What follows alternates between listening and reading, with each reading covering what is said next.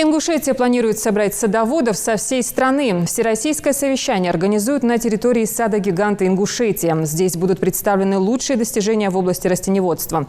Об этом и о развитии в целом сельского хозяйства в республике в репортаже Индиры Манкиевой. Самое передовое оборудование даже в Европе лучше не найти. Впрочем, в саду «Гигант» в ногу со временем стараются идти во всем. Крупнейший в СКФО новый оптово-распределительный центр запустили только в конце прошлого года. Он позволяет одновременно хранить до 36 тысяч тонн плодов, а производительность линии по товарной обработке более 20 тонн в час. Почти всю работу выполняет автоматика, поэтому и трудятся здесь рабочие, можно сказать, в свое удовольствие. Это самое лучшее преимущество для работников, потому что им не нужно их поднимать, ящики ставить. Все идет автоматика. Они укладывают авиолы ящик. Человек около 60-70 работает.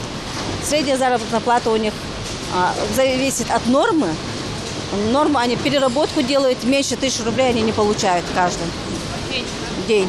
Оптово-распределительный центр – это принципиально новый механизм поддержки садоводства. Ведь важно не только вырастить и собрать, но еще и сохранить и реализовать.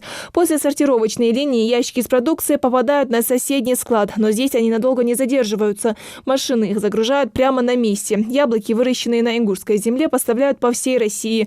В день на предприятии реализовывается до 180 тонн яблок. Наши яблоки покупают от Уссурийска до Чукотки, до Калининграда. Но, конечно, основная масса покупают Петербург, Москва, большие крупные города Российской Федерации.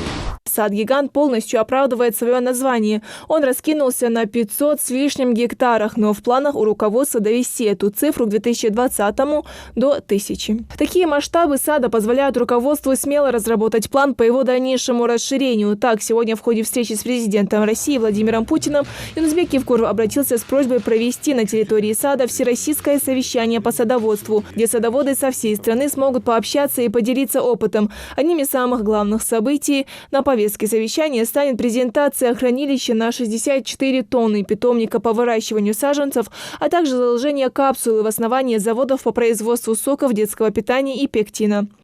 Поддержите нас, пожалуйста. Вопрос поддержки приоритетных направлений агропромышленного комплекса с помощью госпрограмм Юнусбек Евкуров до встречи с Владимиром Путиным обсудил с министром сельского хозяйства России Дмитрием Патрушевым. Речь идет о садоводстве, виноградоводстве, скотоводстве и модернизации логистической инфраструктуры. И как раз все эти новые заводы, которые запустят в следующем году в саде «Гигант», станут первым шагом к развитию сельскохозяйственных территорий. С каждым годом реализация яблок предприятий растет. В ближайшем будущем объем продаж планируется увеличить в 2 раза. Индира Манкиева, Хади Добриева, Новости 24.